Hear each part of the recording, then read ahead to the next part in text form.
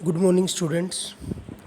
Accounting principle के कुछ higher order thinking hot question है कुछ, वो हम डिस्कस करेंगे आज लगभग 15 क्वेश्चंस। तो इनको आप अपनी नोटबुक में नोटबुक में उतार लें, अच्छे से इनके ऊपर फोकस करें। देखें, पहला क्वेश्चन है what is meant by gap, कि गैप क्या है।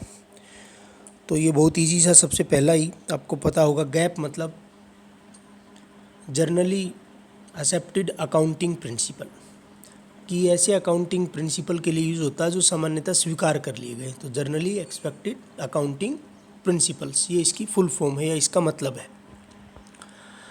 उसके बाद है proprietor of the business is treated as creditor, कि जो मालिक है, ओनर है, उसको एक क्रेडिटर माना जाता है, क्रेडिटर की तरह ट्रीट किया जाता है।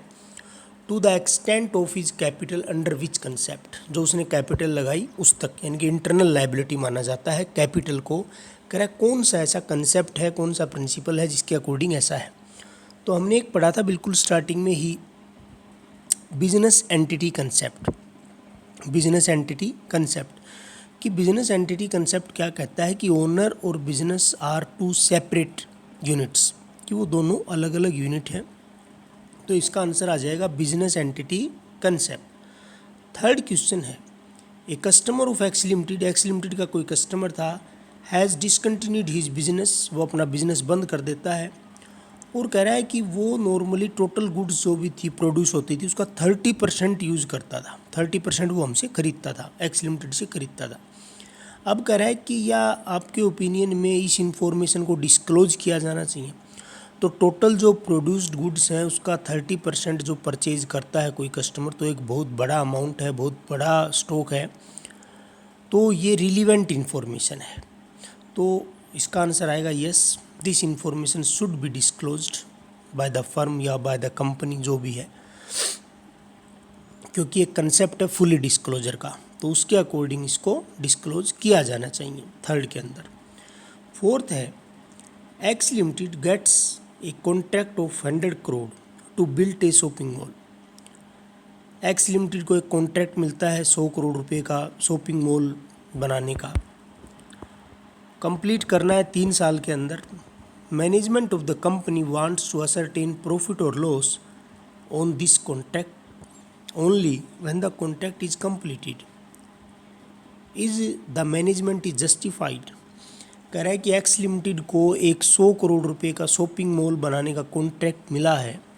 अब वो चाहती है कि 3 साल का इसमें टाइम लगेगा, 3 साल के बाद ही हम प्रॉफिट या लॉस निकालें। बात सही है वैसे, क्योंकि पूरा टाइम होने के बाद ही पता चलेगा एक्चुअली, लेकिन अकाउंटिंग पीरियड कॉन्सेप्ट जो है वो ये नहीं कहता। 12 महीने का एक टाइम बना रखा है, इंटरवल है टाइम, उसके बाद आपको प्रॉफिट एंड लॉस बनाना है, जो भी आपकी कॉस्ट आई, जितना भी कंस्ट्रक्शन पूरा हुआ, तो उसके हिसाब से। तो यहाँ पे जस्टिफाई नहीं करेंगे हम मैनेजमेंट को, क्योंकि हमारा कंसेप्ट या अकाउंटिंग प्रिंसिपल ऐसा नहीं कहता है। तो इसका आंसर नो में आ जाएगा, क्योंकि 12 मंथ्स का एक अकाउंटिंग पीरियड है, उसके हिसाब से ही चलना पड़ेगा बुक्स ऑफ अकाउंट्स के अंदर।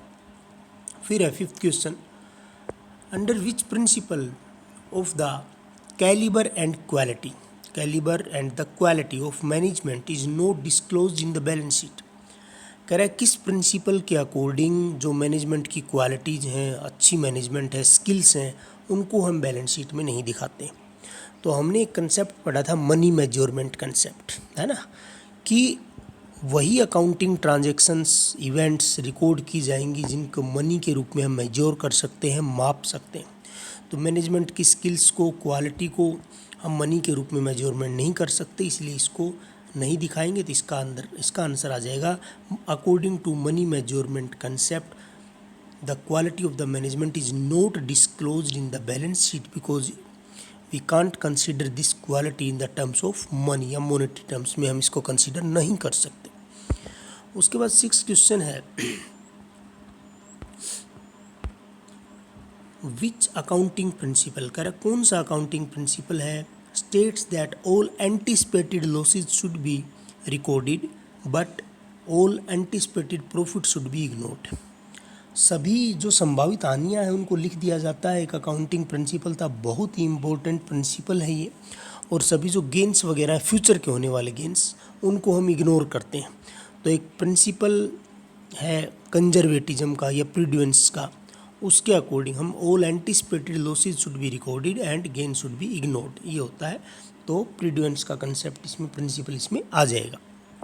7th है according to which concept depreciation is to be charge as per one particular method year after year. बहुत आसान है, कह रहा है कि कौन सा ऐसा कंसेप्ट है जो ये कहता है कि डेप्रिसिएशन को year two year same method से लगाया जाए। आप चेंज कर सकते हैं, ये भी हमने पढ़ा था, कुछ टर्म्स एंड कंडीशंस के अकॉर्डिंग जस्टिफाई करता हो चेंज तो, अदरवाइज सेम मेथड यूज करेंगे। तो कंसिस्टेंसी का हमारा प्रिंसिपल था, कंसेप्ट था कंसिस्टेंसी, है ना, कि जो भी मेथड्स हैं वो ईयर टू ईयर सेम होनी चाहिए। उसके बाद 8th क्वेश्चन आता है why the full cost of an assets is not treated as an expense in the year of its purchase। कह रहा है कि भाई जिस साल किसी भी एसेट्स को हमने खरीदा उसको हम उसकी पूरी कॉस्ट को नहीं दिखाते। मान लो 10 लाख रुपए की एसेट्स खरीदी तो हम 10 लाख की नहीं दिखाते हैं, एक्सपेंस के रूप में नहीं दिखाते हैं, एसेट्स के रूप में बैलेंस शीट में दिखाते हैं। तो गोइंग कंसर्न कंसेप्ट है, कौन सा कंसेप्ट है, गोइंग कंसर्न कंसेप्ट के बिजनेस तो चलता रहेगा और ये फिक्स एसेट्स भी चलती रहेगी, तो उसके हिसाब से उसको ओवर द ईयर डिवाइड कर दिया जाता है। 10 साल चलेगी, 20 साल चलेगी, और हर साल जो वैल्यू कम हो रही है उसको डेप्रीसिएशन एक एक्सपेंस के रूप में हम दिखाते हैं। तो इसमें आ जाएगा गोइंग कंसर्न कंसेप्ट। फिर है 9th का during the year the company purchase ball point pen खरीदे हैं 500 रुपीज़ के, एम्प्लॉयज़ को दिए गए, इशू किए गए हैं काम करने के लिए, were still in use eight the end of the year. और कह रहे हैं एंड ऑफ द ईयर जब साल ख़त्म हो गया, 31 मार्च आ गया, तब भी ये यूज़ में है। Which accounting concept you would follow in dealing with this item. कह रहा है कौन सा अकाउंटिंग कंसेप्ट आप यूज़ करेंगे, तो हम मैटेरियलिटी का कंसेप्ट यूज़ करेंगे। सारता का एक मैटेरियलिटी कंसेप्ट, एक होता है फुल्ली डिस्क्लोजर, एक होता है मैटेरियलिटी, कि इम्पोर्टेंट जो टर्म्स है वो दिखाएंगे तो इसको हम एक एक्सपेंस मान लेते हैं बस। ये नहीं कि स्टॉक बच गया या असेट्स हो गई अगले साल भी यूज़ होगी, तो ऐसा नहीं है। तो इसको हम एक एक्सपेंस के रूप में, स्टेशनरी एक्सपेंस के रूप में प्रॉफिट एंड लॉस अकाउंट में दिखाएंगे। तो हमारा कंसेप्ट कौन सा यूज़ हुआ इसके अंदर, मैटेरियलिटी कंसेप्ट। उसके बाद है 10th का ए डेटर हु ओज ₹2 लाख टू द कंपनी। एक देनदार था जिसको 2 लाख रुपए कंपनी को देने थे, is rumours to be declared insolvent. अफवाह है भाई कि वो दिवालिया घोषित हो गया है। Will you disclose this information. बिल्कुल करेंगे, मैटेरियलिटी है ये, बहुत एक फुल्ली डिस्क्लोजर का कंसेप्ट है ना। वो भी कहता है कि दिखाओ। अब ये क्या है, एक रूमर्स है कि भाई ये पैसा डूब सकता है, मे बी, है ना, क्योंकि इंसॉल्वेंट हुआ, हो सकता है वो दे दे, और उसके पास कुछ ऐसा सिस्टम। तो हम इसके अंदर कंसेप्ट कौन सा लगाएंगे, प्रीडुएंस का कंसेप्ट, जिसमें एंटिसिपेटेड लॉसेस को रिकॉर्ड करते हैं। तो इसमें आ जाएगा प्रीडुएंस का कंसेप्ट। इसका आंसर आएगा yes, it should be recorded by the prudence concept. Goods withdraw by the proprietor ने गुड्स निकाली पर्सनल यूज़ के लिए, has not been recorded in the books of account. कह रहा है यू दिखाई नहीं। Which accounting concept has been violated. Fully disclosure का वोलेशन हुआ है, क्योंकि सारी सूचनाएं जो हैं वो डिस्क्लोज नहीं करी। उसके बाद 12 क्वेश्चन है in business provision for doubtful debts is created 5। Provision for doubtful debts सुनो। सबसे पहले तो क्या होता है, मान लो हमने उधार में सेल्स कर दी डेटर्स को, और उसके बाद हम ये आइडिया लगाते हैं कि भाई कुछ पैसा इसमें से वापस नहीं आएगा, कुछ पैसा डूब जाता है जब आप उधार में ट्रेडिंग करते हैं। तो एक नॉर्मल सी बात है, ये सामान्य सी। तो ये इसमें कह रहा है कि एक 5% का प्रोविज़न हम तैयार करते हैं। जैसे मान लो 1 लाख रुपए की उधार सेल्स करी उधार में क्रेडिट पे, तो 5,000 रुपये डूब जाएँ, कोई बड़ी बात नहीं है। तो कह रहा है ये कंपनी जो है वो 5% का लेके चलती है इसको डेटर्स के ऊपर हर साल। तो कह रहा है 2 अकाउंटिंग प्रिंसिपल बताओ इसके लिए। तो एक तो है कंसिस्टेंसी का, क्योंकि हर साल 5% कर रही है 5% का, तो एक तो कंसिस्टेंसी है, और दूसरा है फ्यूचर के लॉस को दिखा रहे हैं आज ही। तो कौन सा है, प्रीडुएंस का, है ना, प्रीडुएंस का या कंजर्वेटिज्म का कंसेप्ट। 13 है a firm has stationery stock amounting ₹400 at the end of the financial year. 31 March को कंपनी के पास 400 रुपये का स्टेशनरी का स्टॉक बचा हुआ है, पेन, पेंसिल, पेपर, इस तरह की चीज़ें। Accountant of the firm has return of profit and loss, is he right? बिल्कुल सही है, वो इसको प्रॉफिट एंड लॉस अकाउंट में स्टेशनरी के नाम से एक्सपेंस को लिखेगा, बिल्कुल सही है ये।